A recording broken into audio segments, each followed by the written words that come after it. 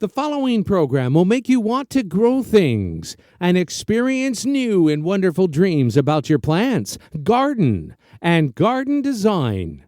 Listener participation is always strongly advised.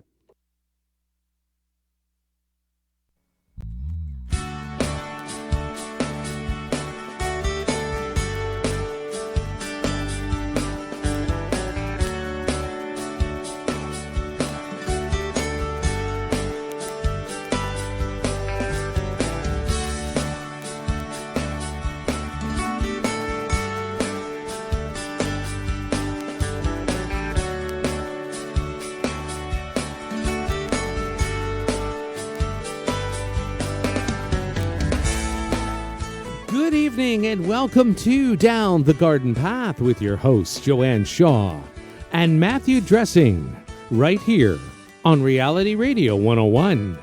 To get on board right now with your questions or comments, send us an email. Our email address is instudio101@gmail.com.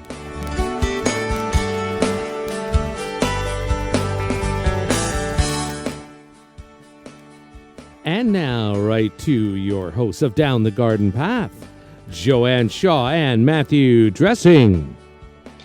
Thank you, and welcome to this episode of Down the Garden Path, where we discuss down-to-earth tips and advice for your plants, gardens, and landscapes. As landscape designers and gardeners, we think it is important and possible to have great gardens that are low maintenance, and we want to help you make it happen. I'm Joanne Shaw, landscape designer and owner of Down to Earth Landscape Design. I've been designing beautiful gardens and landscapes for homeowners east of Toronto for over a decade. With me across the airwaves is my co-host, Matthew Dressing. Welcome, Matthew. Good evening, everyone. Welcome, Joanne. Thank you for tuning in. I am Matthew Dressing, horticulturist and landscape designer and owner of Natural Affinity Garden Design. Natural Affinity is a garden landscape design and garden maintenance firm servicing Toronto and the Eastern GTA. Joanne and I enjoy hosting Down the Garden Path each week, bringing you interesting, relevant, and helpful topics to help you achieve a great garden. We learn right along with you from each other, from our research, and from the guests that join us here on the show. As always, we welcome your questions via social media, email, or phone call. That's right, and we want to thank you, everyone who's tuning in right now and joining us for the live version of Down the Garden Path. If you're new here, you can always check out past shows of Down the Garden Path as a podcast on your favorite podcast app. And we've got several years of content with all of it relevant in the gardening world.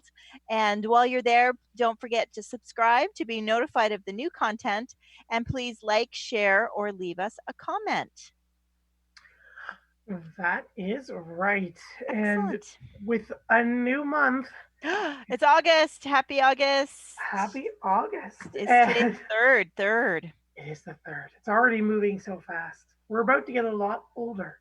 Or a little older, you and I. But with August comes a new topic here on Down the Garden Path. And this month, we're talking all about deciduous trees and upright evergreens. So we're going to discuss things from growing trees to Japanese maples and everything upright and evergreeny and tree-like in between. And tonight, maybe before our little normal segue, we're going to kick off this month of August with a kind of a pseudo-follow-up to our nativar discussion of last week with a look at native trees. So if you want to join the conversation, perhaps you'd like to ask a question or share an experience, we always love to hear from you and where you're from. Write us here at in the studio or over Zoom at instudio101@gmail.com, and you can reach us anytime. Joanne at down2earth.ca and Matthew at naturalaffinitydesigns.ca. So how's your August so far? How is the garden doing? Oh, the garden is super happy now that it's gotten some water, I hope. Anyway. I was going to say, we got all that rain. Yes, so we got some rain yesterday and some rain this just now, last couple of hours. How about you? Did you get some rain yet? Yes, there were Yes. some big cracks, and the sky is dark, and it's spinning still a little here, but nothing heavy like we're Mm, supposed to get yet. yeah. Yeah. No, it's good. I actually got a few things. I don't know if I don't know when I went. Oh, last weekend. I mention I went to John's garden and I picked up a few perennials. And Yeah. I hadn't. It's been so dry. I hadn't had a chance to plant them yet. So after last night's rain, I popped them in the garden this afternoon and watered them in a little bit. But now they've got even more water thanks to the rain. Yeah. So yes, I moved a few things around, and but I've got more things to move around, but it's not the best time to do that. So Yeah. I just wanted to get them planted. I still have some Japanese forest grass I have to kind of tuck in somewhere, but yeah. You don't have big, massive established clumps of that already? I do not. No, I've actually had a hard time. Well, when I tried growing it underneath my big blue spruce when I had that, and it did not grow well. So yeah, so no, I have some clumps of Japanese bloodgrass that are looking a little thin and kind of anemic, for lack of a better term. Like like they're kind of sparse. Like it's spread out, but they're not really as robust looking as I would like. Yeah. But no, but I love Japanese forest so grass so much, so I really wanted to try and find a spot for it. So yeah, I'm going to do that. And yeah, so other than that, my hydrangeas all I think are officially blooming. So happy day. Limelight is finally going, and Bobo's going, and Quickfire is it's always making me happy. It makes me so happy. Yeah, the Uh, quick fires are awesome. yeah, yeah. How's your little? Was it a Bobo that you were trying to grow in the pot? Yeah, yeah. My bubble's got just some tiny flowers. So nothing too crazy. I'm trying to bonsai it, so I'm keeping it small. She's coming along. She's happy. She's healthy. She's giving me some flowers. But I transplanted her and did some pretty big root cutting back this spring. So I think I'm lucky to see some flowers, and yeah. So we'll see how she makes the winter. But she's blooming and Okay, happy out there. Yeah. good. Other than that, yeah, the balcony is good. I What else is planted, happening on the balcony? yeah, I planted a, because I'm just in a small building, so I can see my neighbors to the north of me. I can see three balconies. So I put out a big 4x2 window box and filled it with soil, and I have an old ivy screen. So I put a Hall's honeysuckle on it, and I just bought a little 1 gallon Hall's honeysuckle. She likes the full sun to that full shade and blooms in both. Nice fragrant flowers, and already she has taken over the entire screen. Um, Really? yeah, and she's like crawling on the wall now back towards the door. So I've actually had to cut her in a couple of times, like just remove her to flatten her and keep her growing and tie her on. And so she's doing fantastic. So hopefully she'll winter. That's the big thing, is whether or Mm, not she's going to winter. So we'll see that. But yeah, and then other than that, the tomatoes, I got my early girl. We harvested the first ones just this afternoon, actually, and they're absolutely delicious. And the garlic bulbils are coming along, so we're almost time to do that too. So excellent, yeah, excellent, excellent. I know I posted a meme on Facebook where it was like we've all spent like many hours and $138 to create a half a bowl of pesto. yeah, Oh, sometimes it feels like that. Sometimes it's like, oh boy. it does. It does. Yeah, yeah. I like my tomatoes on sandwiches and bagels and stuff. So I just love a nice slicing tomato, and I just find the flavor is so much more intense Yeah. than something you buy on at the store. But Yeah, no, I totally agree. I oh think yeah, that's I tend to be I don't know what I'm doing wrong, and I think this is the case for how I feel about growing things from seed myself. And I did grow, the onions successfully. They're growing in their garden. They're still alive. I have them in the back garden and the front flower garden. But again, this time, with speaking of tomatoes, again, I'm really the only tomato eater in the family, aside from my son, will also eat the little grape tomatoes. So this time I thought, you know what? No more fighting with staking and big plants. Let's just get, three little grape tomato plants. Let's put them in a flower box, window box, and be done with it. Oh my gosh. Again, even though the tag says it's a grape tomato, you should see the size of them. They look like are they Romas? Like they look Romas, the like, big oh my long ones. gosh. Yeah. So again, here we are in tying them up and bunging them to the fence, and I have like they can't support themselves. They're so big. The tomatoes are so big, and it's like, what am I?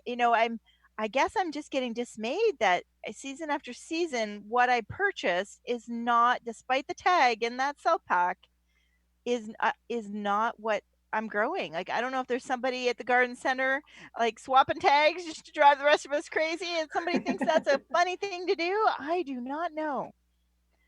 I know I So, don't do that at the garden center. I would hope not. These ones came from your garden center too.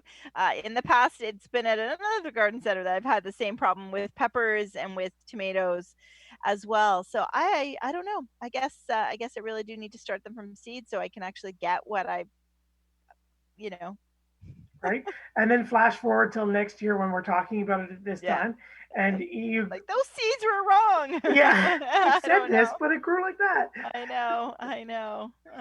So Uh, I will post. Yeah, and anybody wondering on check out our Instagram feed. I will post my grape tomatoes, which are supposed to be smaller than cherry. These are massive.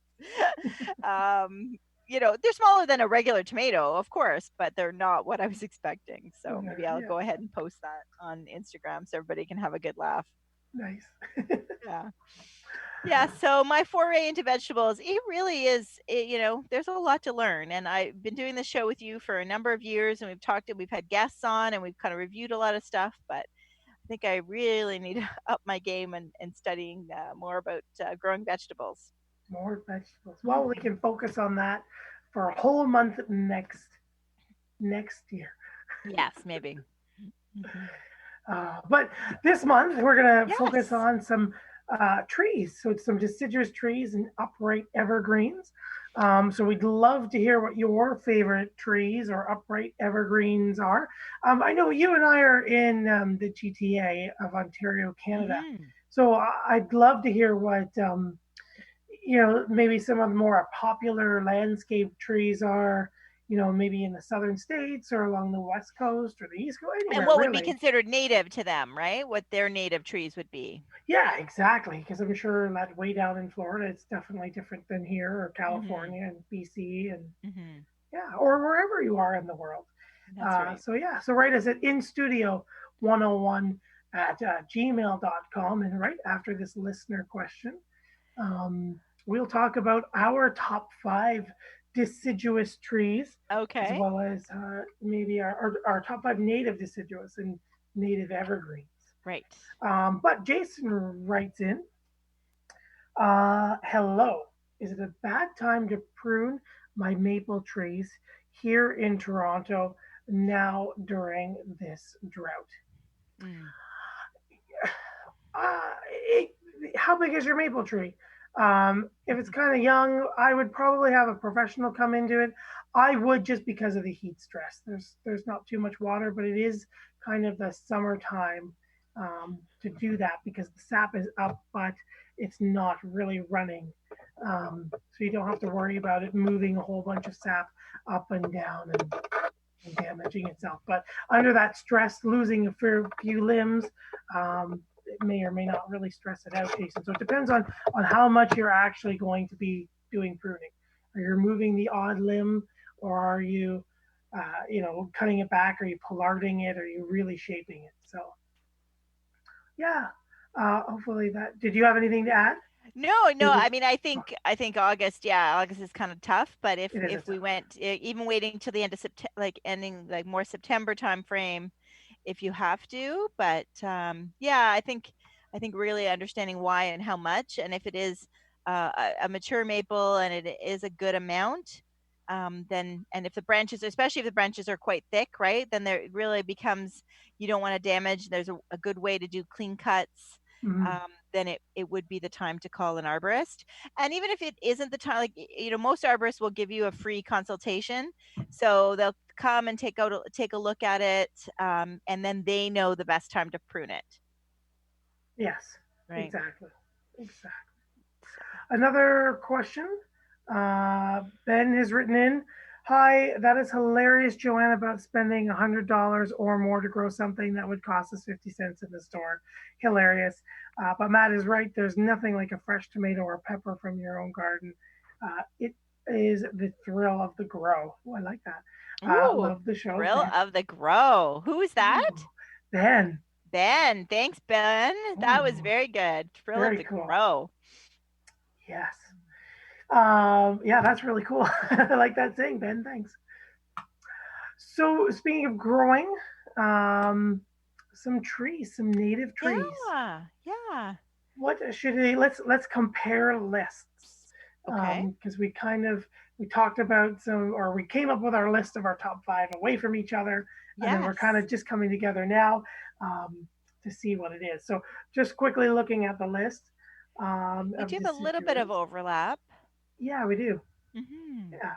Yeah. Cool. My top one was, or well, not top one, but one on the list, flowering dogwood. Yes.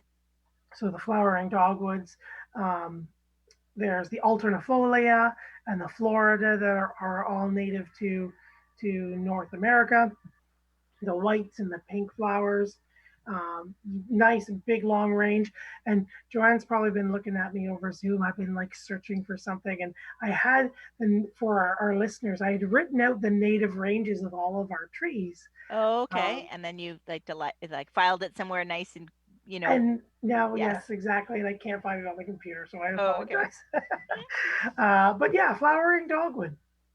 Excellent. Um, And I put Pagoda dogwood, which is technically a flowering dogwood. yeah, I think it's sometimes kind of labeled a shrub, even though I think of it as a tree because it will get big, but it does get wide like a shrub. So I guess it's kind of one of those with an asterisk beside it. How's that? yeah. Well, then exactly. And I looked up because on your list, and I didn't put it on my list because of that kind of thought. But I mean, the flowering dogwood, really, I Yeah. never went back. But serviceberry. Oh, okay. Yep. So the serviceberries.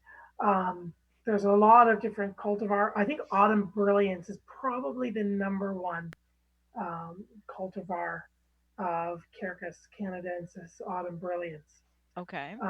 And everyone loves it because of its intense bright yellow and really bright orange, that nice mix of fall color. They just love that intense mix of fall color that they give. It's a native tree. It's easy. Some people find it messy. What do you think? They don't like I the don't think so. I berries. think everybody gets worried when we say it's a fruiting tree that it gets berries. Yeah, As do the dogwoods. See the flowering dogwoods and pagoda dogwoods get berries as well. But I don't like it's not like the mulberry, which is more of an ornamental tree that tends to be fruiting or non-fruiting, and lovely, covered in these lovely yummy berries. But then of course the lovely purple poop, thanks to the birds. But I don't find that with the serviceberry. I feel like the birds just, the flowers are tiny or the berries are tiny and the birds just eat them and disappear. I don't even find that they um create new plants necessarily, like some of the other species. right. They don't volunteer and germinate everywhere else Right, like right. The other bird berries. droppings aren't creating a whole bunch of new plants either.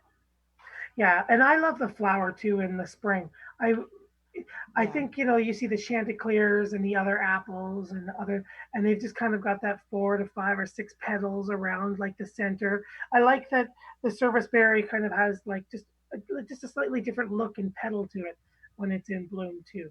So Yeah, and you can't beat it because with it being native and it growing from full sun to full shade, it really there's a spot for one, and also comes as tree form. It does. I know we're talking about trees, but you can get it multi-stemmed or kind of shrub form and have it grow in if you've got a small space. So it really is very versatile. And they were planting them as city trees, as boulevard trees because they are disease resistant and salt tolerant and very hardy. So yeah, and they're a nice like 15-foot tree. It's not going to be it's not going to be an oak tree. It's not going to be a sugar maple, which we're going to talk about next. But it's a nice size tree. exactly. I think a lot of people where they find it in like parking lots or where there's a little less garden where they're planted. Um, not so much like a boulevard or a garden. I think of a garden center I used to work at where there was just this like 10 by 10 little square of grass, and the city planted a serviceberry in it. And over the years, the berries were just all over the sidewalk and the Oh, surrounding. So I think maybe some people think it's messy or have had experiences that way. But okay. yeah, but I Okay, find, yeah, interesting. but just versatile, beautiful color, Yeah, fall yeah. color. And again, great supporting that native wildlife. Hmm. Yeah, the birds and the animals and the insects. What else is on your list? What else is on my list? Going up. You've got hickory and an oak, or Yeah, hickory. hickories. Um, Again, I'm totally sorry about the native range. Big large tree. What I like about the hickories is that there's like over 20 species that are native just to North America. So there's such a great variety of them. But they also are such a great food producing tree. I love the golden color in the fall, but I also love the fact that it's just a nice, versatile tree, great fall color, and it produces a lot of food species, or sorry, um, hickory nuts for all the different animals and birds and all of the varying wildlife. And I liked it that it did that a little bit more than the oak tree, because the oaks do it every two to Okay. 3 years, but the Okay. hickories are constantly producing berries and nuts and things for the wildlife. So that was one of the ones, just kind of one of those outside trees. I liked it for its more of its beautiful gold fall color, but also uh, the food that it produced for the wildlife. Right. It's funny because I've never used them in a design. I'm just kind of looking at, No, okay. and So yeah, so that's funny. Shag bark seems to come up. that's the They have a, most common one. yeah, yeah. Is that the most common one? I think so. Yeah, the shag bark is often found. Okay. Yeah. And I think it has one of the sweetest, for human consumption, has one of the sweeter nuts to it that you can Okay. eat. And so it's really just a big, like you wouldn't know it. It's probably like in the forest kind of thing. Like it's not, aside from the yellow fall color, it's one of those trees. It's hard to kind of know super distinguishing features, really. Yeah, you may find it in a park or out in the wild. You've probably admired it in the fall color Yeah. landscape. But But would yeah, it have, since it has a fruit, would it have a flower? Like, hmm but not a showy flower. Oh, no, no, it's okay. yeah, it's kind of it's there. It's nothing like a crab apple or Right. a flowering pear by any means, but or something Okay. like a yeah. So that was one on my list. I know it's not kind of really landscapey. You don't really often find it anymore in the garden centers. I don't know of any smaller varieties, but Hmm. it's like, yeah, that was just Okay. one that instantly popped to mind. So I had to put it. Excellent. What about your list? Um, What's next I on think we your both list? have I have a red oak and you have an oak. So I think we can talk about the oaks. I think I've read that the red oak supports a huge amount of species, birds and insects, that it's quite the, valuable tree to our native landscapes. Certainly not fit for everybody's yard. It will get to be a big tree. The Mm, bonus, I think, with oak trees is that they are tap rooted, which so you can potentially still grow grass under it, unlike some of the maple trees, right? mm, It doesn't have a lot of, shallow roots on the surface. yeah. But yeah, so it's good, and there are some pyramidal, like then they've made different cultivars, right, of the oak. But with just the like Quercus rubra is like the Just straight, that's the native one. that's our native one. Yeah, Quercus rubra. Yeah, exactly. Okay. And yeah, I think in the average modern landscape or urban setting, it's like 60 to 75 feet tall and wide. Yeah. Um, but in the wild, they can grow upwards of like 110 feet tall Yeah. and wide. And I Yeah. think somewhere in Manchester, New York, it's got the biggest current specimen in Okay. that type of Okay. setting. But it's massive with a 90-foot width, and it's crazy. But Yeah, yeah, for sure. and So they are definitely in our forests and in our green spaces, yeah. but not necessarily, for your suburban backyards. But they Mm. are very valuable So anybody who does have a country property or who does want to, has the space to kind of add some mature trees. I know I'm dealing with a design where that's the case. They want to create some berms and some large trees and have some windbreaks, that type of thing. Then, and also support the wildlife. Then red oaks are an excellent choice. Yeah, and the fall color is just unmatched, Yeah, I think. yeah. And I love anything that lives so long. 300 years is its lifespan. It's Hmm. crazy. Yes. As we move between things on the list, and we'll continue our discussion about oaks, but Jason has written in, and it's actually in response to, oops, sorry, I've lost my name here. Uh, The maple tree. yes, I think Jason. Oh, Chris has written in for Jason's question about pruning the maple tree. And Chris says, "Hi, I used to work for an arborist. For your listener, wait until the fall to prune due to this heat." So, yeah, awesome. Thank you very much, Chris, for writing in and sharing that with us and Jason. Another couple of Um, questions. sure. Tammy just quickly writes in, "Hi, first time listener from Washington, D.C. Enjoying the show, Tammy." Welcome, Tammy. Welcome, Tammy. Thank you for tuning in. And lastly, John has written in, "Hi, can you please touch base on those tree bags for watering again? I'm not sure what they are or how they are used. Are they expensive?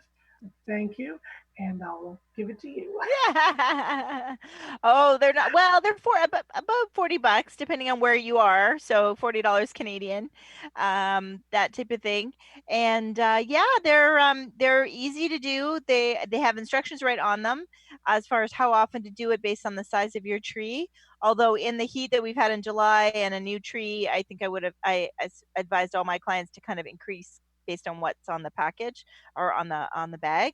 But yeah, it just easily zips around the tree, and then there's if you lift up the tag, that's where the slit is where you put the hose, and that just kind of fills the bag, and there's tiny tiny little holes, and it might take 6 or 7 hours or more to just slowly uh, saturate the root ball of your tree. And I think it's a great, you see them, I still see them everywhere where there's new trees in public places and islands and that boulevards, that type of thing. So yeah, I think it's a great way to especially in the heat of the summer. Now, do you want to? We have a specific brand that we see in our garden centers here. Yeah, the one I actually have switched. So the one, which of the ones at Garden Oh, Center, you have Tree Gators, right? we have the Tree Gator, and then we have another one by Holland Imports called Continental, I believe it Okay. is. So Okay. it's a different one. But sorry, did you just say you switched? Well, the one I was able to get from my wholesaler was a different one as well, and it starts with an A. Oh, But okay. and that's what I have a tree gator from my yard. But I've given the one I've given to clients this year just happened to have a different. They just got a different shipment. Have the other one. So yeah, yeah. Yeah. So I mean, I think they're all still pretty I was much gonna the say same. Yeah, they're pretty much they're all the same. pretty much the same, John. So you can't go Yeah, wrong with yeah. Did whichever John one. have something specific he was asking about them? Sorry. Just Uh, just basically just to touch base on them, how to use them, and are they expensive? So I think you've hit it all. Yeah, for sure. And I think you only need one. Like for your you know what I mean? Because you're doing it once a week, maybe twice a week if it's a new tree in your yard in the heat of July that we just had. But I have several trees and I just move it around. One day it's this tree, the next day it's so it just kind of moves around, and then I'm gracious enough to give them to my neighbors when I think my neighbor needs to water their tree, that kind of thing. So yeah, so I think it's a really good way because people often are not, it's a slow, deep watering, and that's the biggest thing, right? Right. We see people with the hose, and it's usually not enough. So, That's right. yeah, thank you for your question, John. Yeah. And just before we jump back, Ron has written in, "Hi there, going to plant a new tree in my yard this fall in Burlington, Ontario. I'm looking for something that has colorful leaves. What are some suggestions that you would recommend? I really don't care about all of the other considerations in growing a tree, just the color is his main thing." Ah, So thank you. Okay. How big do you want that tree to be, Ron? Yes, yes. How much space do you have? But I think of my redbud that has coming up on my list. That's a cool option. Certainly. I don't use them a lot in gardens, but I'd like to. And I have one client who had previously to me helping them with their gardens have 3 planted in their front yard, and they're gorgeous. So they are unique in they're native, but they Mhm. bloom first, right? So they have beautiful purple flowers in the spring, early spring, if we do not have a hard frost, Yes. right? So they're kind of like the forsythia, where if we get a hard frost, they may not bloom. And then I believe they leaf out green, don't they, Matt? And nice big heart shaped leaves, and then they go red. They go burgundy. You're right, right. Yeah. You can find things like the cultivar forest pansy is often out there. And if purple is not your color, there's also some gold leafed ones. Hmm. And one I like is Rising Sun. Okay. As it comes out like bright orange and then golden yellow. If you Google it, it's absolutely stunning as it's Yeah. in growth, and then goes off into that nice chartreuse color. So Yeah. yeah, they're a great choice. Yeah, and if you wanted something yellow, the first thing that pops into my mind is a honey locust. Although I think you'll hate us when it comes time to raking those leaves, and your neighbors will hate you too, because it is cool. It's kind of a funky looking tree. It's very late to leaf out, so it's kind of like it just looks like just very late to leaf out.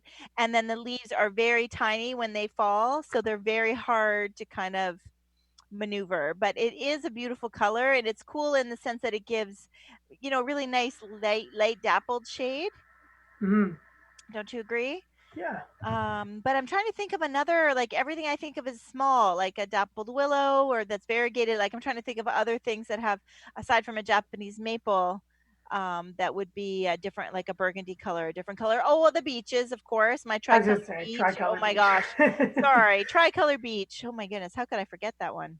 Yeah, and they're gorgeous. The Gorgeous. 3 different colors: the burgundies, the pinks, the reds, and the Yeah. whites. That they all It's come out on it. Yeah, it's at my front door, and I get compliments almost every day. Like, what is that tree? It's just so unique. Yeah. So, yeah. So there, I hope that helps you with some options for some different colored trees. Yes. Hopefully that helps, Ron. And thanks for writing in. So we were talking about our oaks.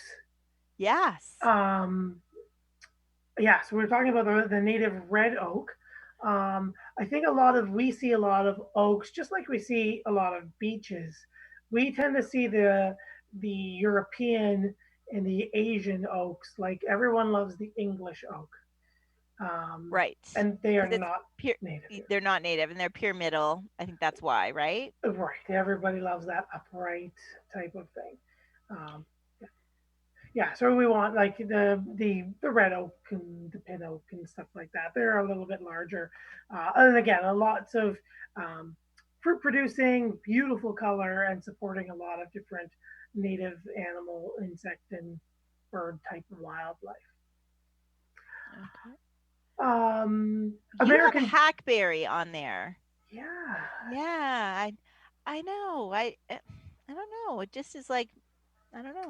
I like the weird bark on it. I like it's kind Okay. of like sandy blonde bark. I like that it's kind of deep. It used to be used a long time ago, like 15, maybe longer. I kind of like the flowers, the clusters of flowers that it gets, but it's also, again, a nice um, food producer for the Yes. wildlife, right? So that's why I think maybe A, the wildlife, but B, maybe me for the nostalgia, because when I entered the industry, they were like a staple tree Ah, that I would find in yes. you would find hackberries everywhere with the Yeah. ruby flowers and the pinks and the whites Yeah. and a nice fall color. So And I think they are an option still for city trees. I know it was on the yeah, list when I chose my London plane trees.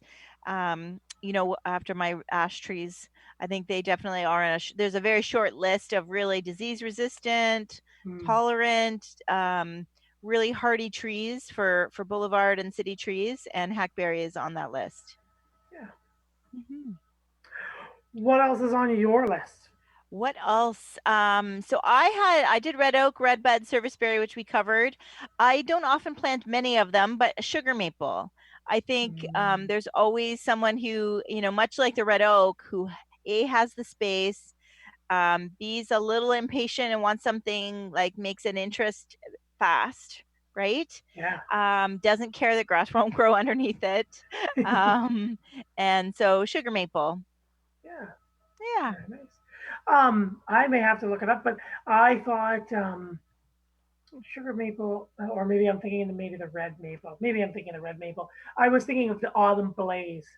I think it's a hybrid with Is that Acer rubrum or autumn blaze?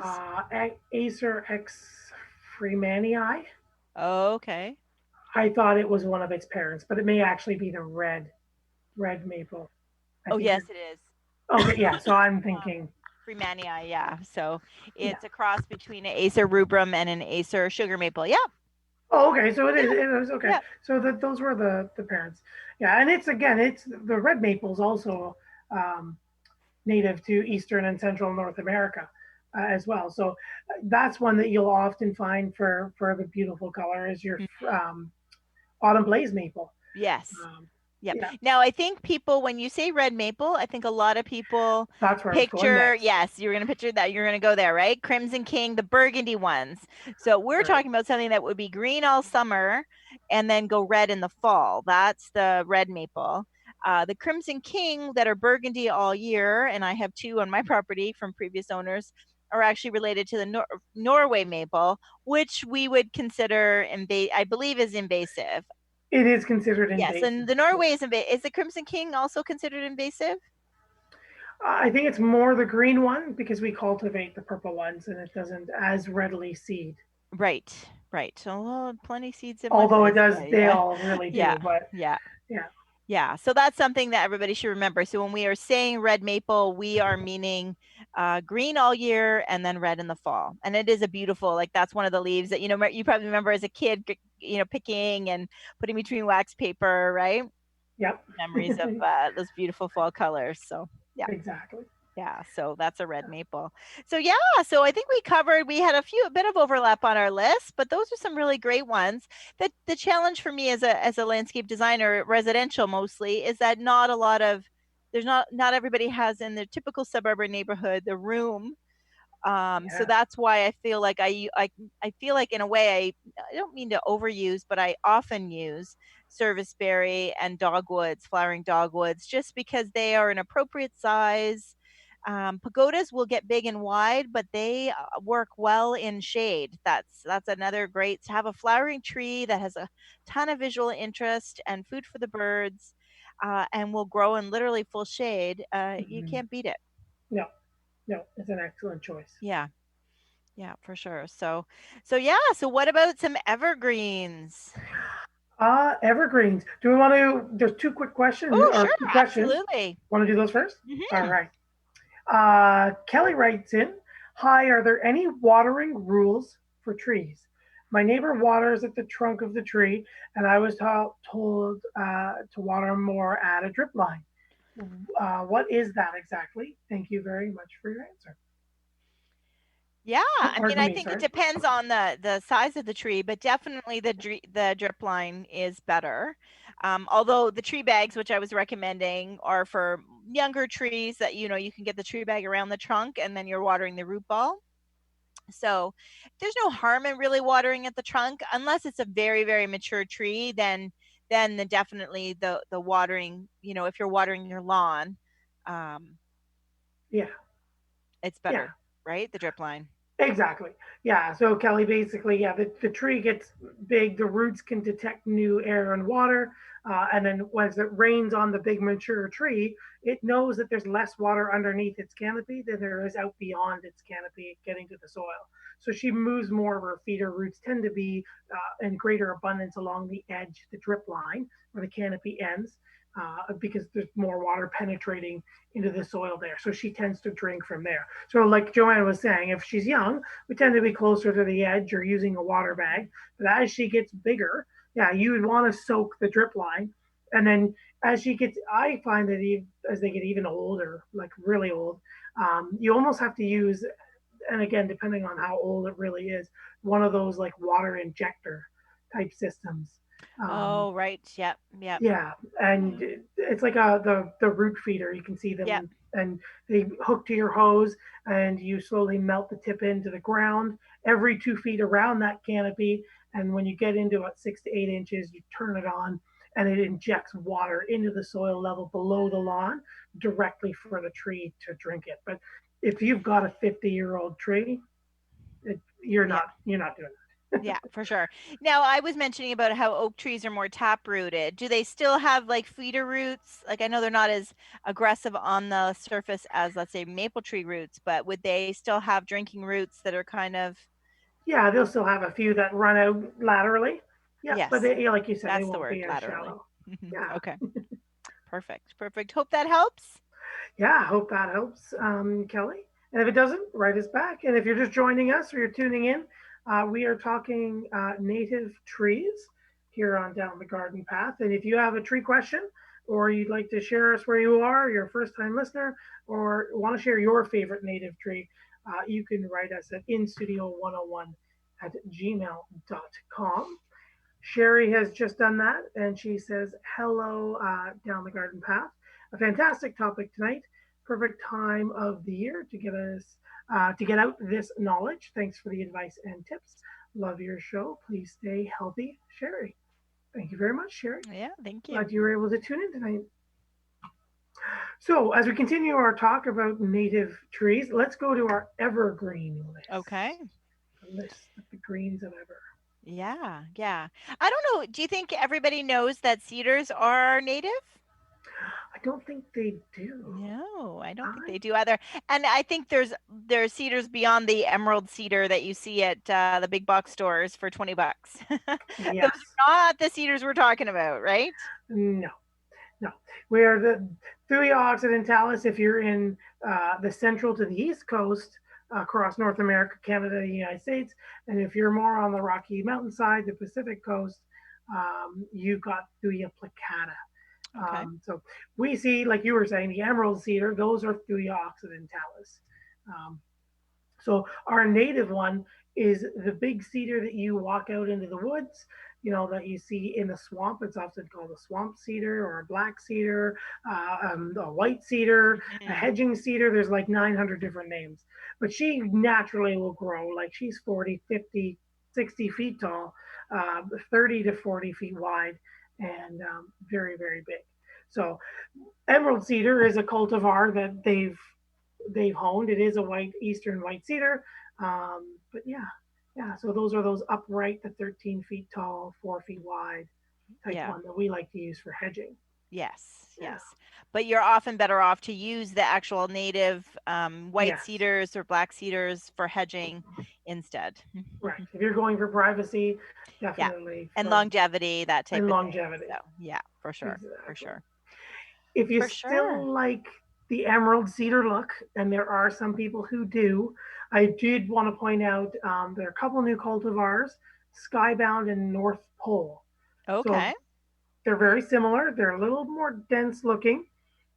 They have still a nice, rich, deep green, but they're much hardier. They're, I believe, Skybound is hardy to zone 3, which is Winnipeg area, and North Pole is hardy to zone 2.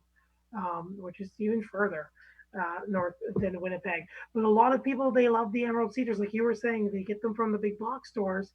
They're very quickly grown, mid-United States or for us, or further on the West Coast. Yeah. Exactly. And they just do not take in Ontario winter without a lot more babying and a lot more watering. A really weird winter can really knock them out. So just those are two. If you have to have that one versus our native because it's a little big or it's a little bit more work, Skybound and North Pole. And I believe one, if not both, I think North Pole is a proven winners. Okay. And I was just Googling them. So North Pole seems to be a little pointier at the top, like very narrow. Yeah, I think you're right. It is very Skybound pointy. is a little thicker. Yeah, it's a little thicker. Thicker and a little bit more uneven and rounded at the top. Yeah, for sure. Yeah, so that's a good option. Yeah, so to look for something like that instead. You get what you, when it comes to cedars too, everybody, you have to realize that Oh you yeah. get what you pay for. So those $20 cedars that are grown in sand from BC, every second one may grow fine, or every third one may grow fine, but it's actually challenging for them to just make it through our winters and handle the cold winds, that type of thing. So if it seems to be, when it comes to a cedar, if the price is really too good to be true, then you're just going to have issues. So I know our Easter, triple the price. They're triple the price, right? To get a 5, or sometimes more. But they're grown here. They're adapted here. Yeah. It's just a better option. Agreed. Yeah.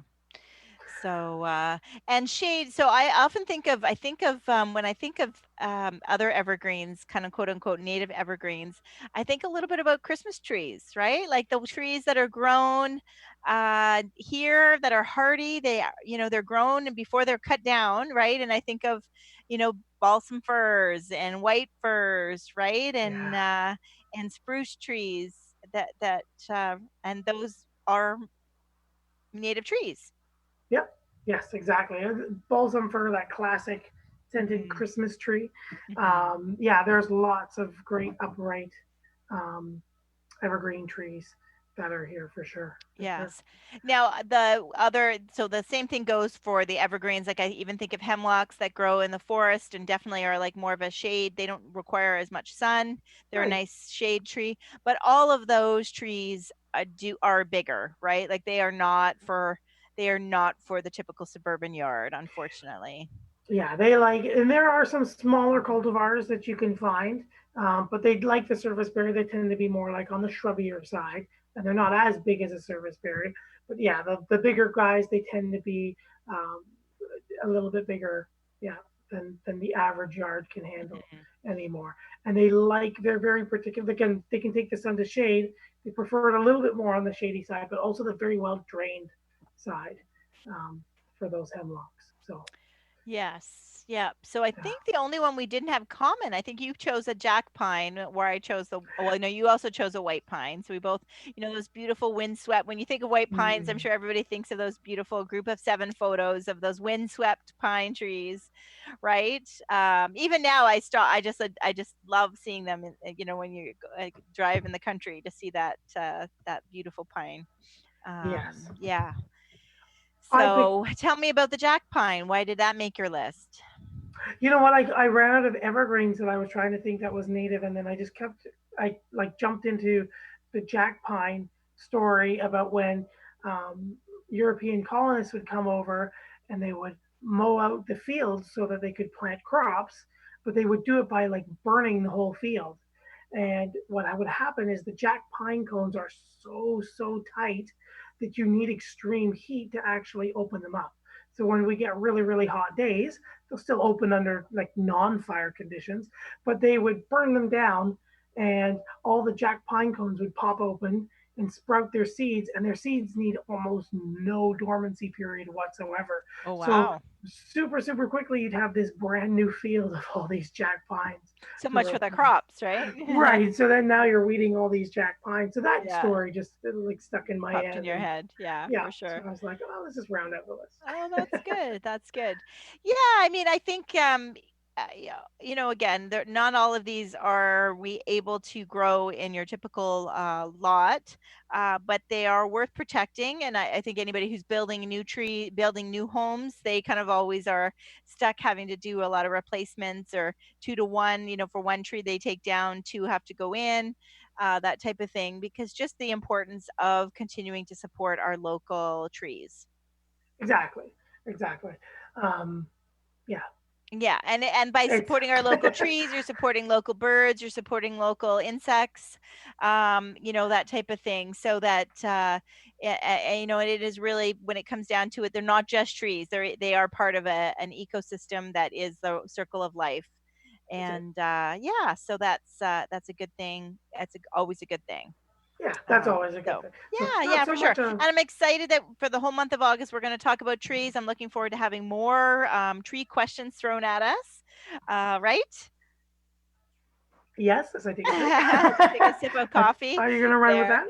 For sure. And there's trees that I wish we could grow that we can't grow. Like I think of the crepe myrtle. I think the people who can grow those crepe myrtle trees don't like them as much. But I just don't understand how we can't grow them here in Zone 5B. But we don't seem to be able to. And but they are cool looking trees. So I think of that when my garden touring in other areas because New York can actually grow them. So I don't understand, Matt. Do not understand. I did that experience. Yeah, you would know. think you would be able to, being that. Me too. Me too. So, yeah.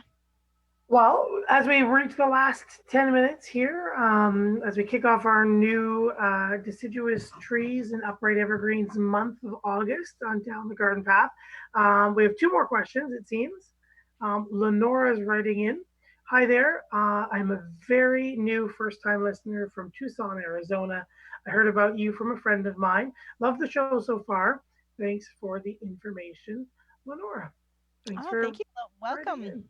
And welcome, yes. If you missed the beginning of the show, don't forget you can check us out on your favorite podcast app. All our past episodes, years of past episodes, and all great, lots of information, such as August in the Garden, all the tips and tricks to successfully navigate the hot month of August. So we have a couple of those shows to check out as well. So welcome to the show.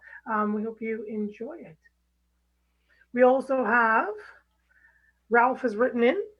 Hello, everyone. I will be planting 2 trees in my yard here in Welland, Ontario. Ralph, I'm from Welland. I grew up in Welland, Ralph. So where are you planting these trees? Exactly. You've got the one to help you now.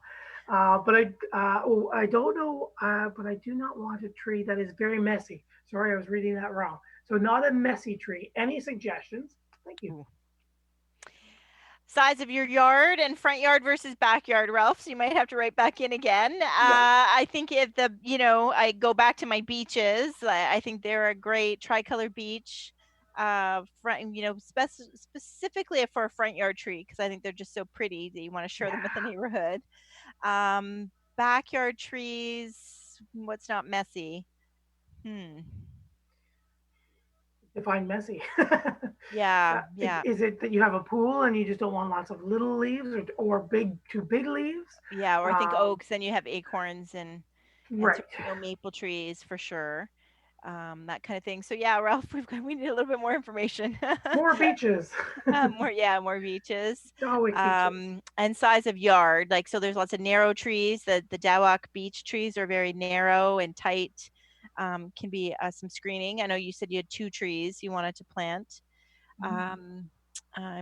I have to say I'm very happy with the London plane trees. My London plane trees have really grown well and have definitely turned into very nice trees. I would not consider them messy at all.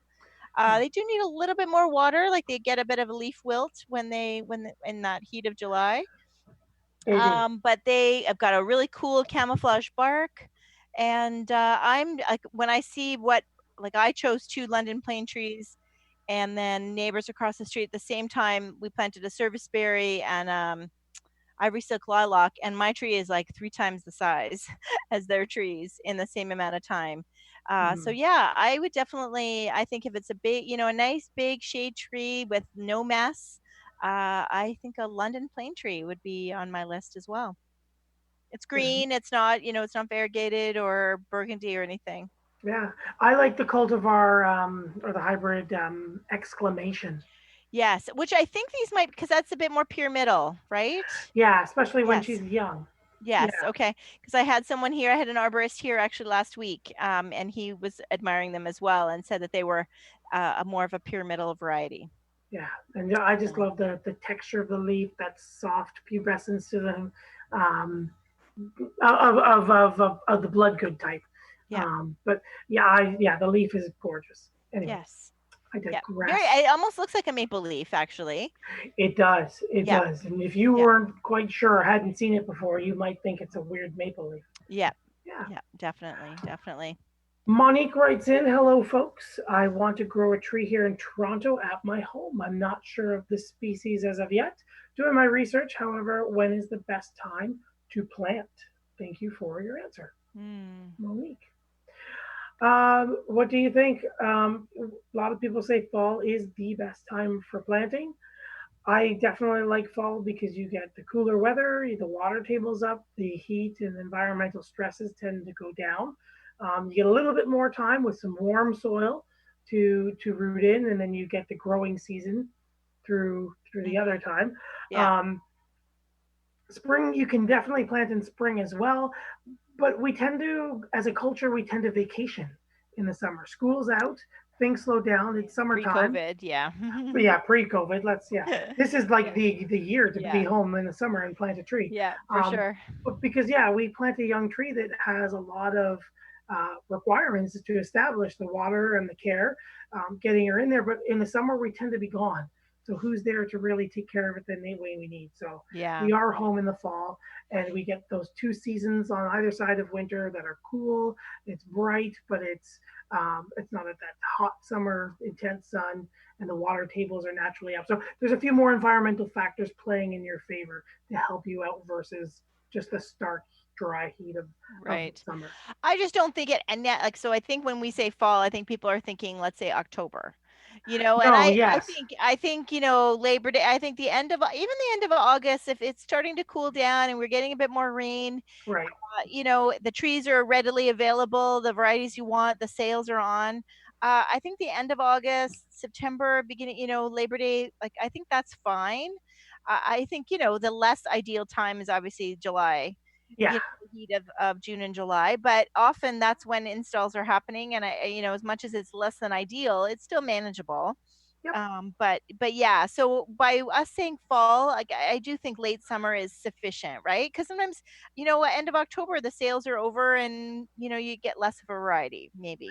You've got it, yeah, and that's an excellent point to clarify. Visually, in my mind, when I picture fall, I'm picturing like the last week or so of August Okay, good. and through. And you're right, it's that kind of mid June to mid August time where it just gets really, really hot, Yeah. and that's too hot, and that's Yeah, and it's not doable. ideal, Like, but don't it's get us doable. wrong, right? If Yeah, that's when your landscapers can do it, then that it's fine. It just requires a little bit more love, a little bit more TLC. But the question was the ideal time, then we would definitely kind of suggest, um, August, late August, and September and October. yeah, Just and like not you too said, late. Like, I don't know about no, going into like after Thanksgiving. I mean, again, we've done it. yeah, oh yeah, yeah, they'll do it. But Yeah. well, this is going to wrap up a show, and we have one more listener question that's going to Excellent. segue perfectly into the last 3 minutes. Bart has just written in, "Hello, what is your web presence? Thank you." So Perfect. Perfect, thank you, Bart. Bart. Yes. Um, Yeah. So we've got lots of them. So hey. So you got it. for me personally, down to earth.ca, the number two. That is my business website, and all my social media links are there. Matt, you are. I'm naturalaffinitydesigns.ca with all of my email and social media links there as well. And don't forget to check out the handle or hashtag the Down the Garden Path podcast. So we're there on Instagram and Facebook. You can continue the conversation, say hi, share us your pictures, and etc. on our social media. And always Google Down the Garden Path podcast for lots of fantastic content from previous seasons of the show on your favorite podcast provider. That's right. And the shows are available on both of our Yes. websites, all the past shows. So if you are in the office or now working from home, sometimes it's easier to just listen to them on the computer Yeah. versus when you were commuting or in the car and you're listening to them on the podcast stop on your phone. But either way, you can find Down the Garden Path. That is That's right. right. So thank you, Bart, for your question. What are we talking next week? So August is trees. What are we talking next week, Matt? Next week we are going to. I thought we'd make it fun, as in between now and next week it's our birthday. Uh, so we are going to talk Japanese maples. Okay. We're going to do Japanese maples, and we're going to Excellent. talk later about trees for some small spaces, and we're going to take a close look at maybe some growing from trees from scratch, looking at the production side of things as we Okay. get closer. So lots and lots to talk about yet about our trees in August. Excellent, excellent. Well, thank you everybody for joining us here on Yes. Reality Radio 101 and the live version of Down the Garden Path. Yes. Thank you, Jason, Ben, Chris, Tammy, John, Ron, Kelly, Sherry, Lenora, Ralph, Monique, and Bart for tuning in or writing our questions. Thanks everybody for tuning in, and Gary for helping us produce this wonderful show. Thanks again. We'll see you guys next week here Down the Garden Path on Reality Radio 101.